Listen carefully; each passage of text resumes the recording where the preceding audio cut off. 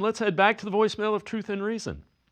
This horrible season's finally over. And here we are looking at what we're going to do for the future. And we are in a catch-22, I think. It's a bad cycle. It's going to end up with the top pick. We need a lot of new players. And I just don't know that this coach and GM is one we can trust with it. But I'm afraid they're going to take our top pick and draft a QB on a reach. Analytics say this is not a good thing, but if they draft a coach, they might buy themselves another year. And are you really wanting to bring in a new QB on coach and GM on a hot seat? He could potentially have multiple coaches and multiple coordinators and never really get a chance to pan out, even if he could be good. As always, appreciate all of the voicemails.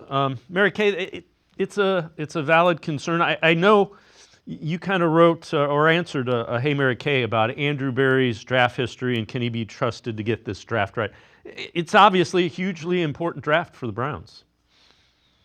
Yes, it really is. And as you mentioned, they have all kinds of draft capital, and they do have to get it right because they need some low budget players to come in here and start for them, especially with the big cap number for Deshaun Watson and for others this season. So it will be imperative that they hit on some of their draft picks, especially the first one.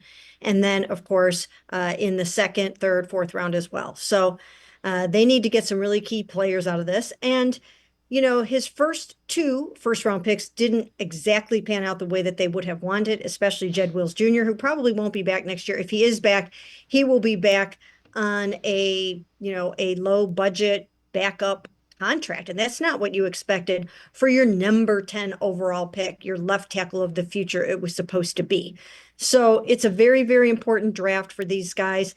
I do trust them to get it right, but I also have been saying this over and over again. I would bring in a few other sets of eyes to get on the quarterback situation. Why not get all hands on deck, and even more so than just what you have in your building? I would go outside of the building and hire some consultants that might be able to help you make that pick. Yeah, I would agree wholeheartedly with that as far as the quarterback goes. The other thing is missing if you're at 2. That's a lot different than if you're at 10 or 20, whatever you drafted with. And people always point to Myles Garrett and Denzel Ward. Those were the first and fourth picks overall in a draft. Those were pretty consensus picks that not many people were deviating from. Yeah, I still think that number 10 is really, really high. You've got to get number 10 right.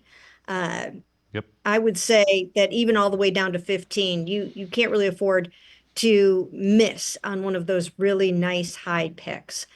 So that one has to go down as an epic fail with Jed. And a lot of it had to do with injuries, I understand that. But, you see Tristan Wirfs and how he's playing left tackle for the Bucs right now, and the Browns could have had him. So that was an unfortunate pick, and it was their first round pick. So hopefully they'll get more of these right, especially the high ones moving forward. But it is such an important draft.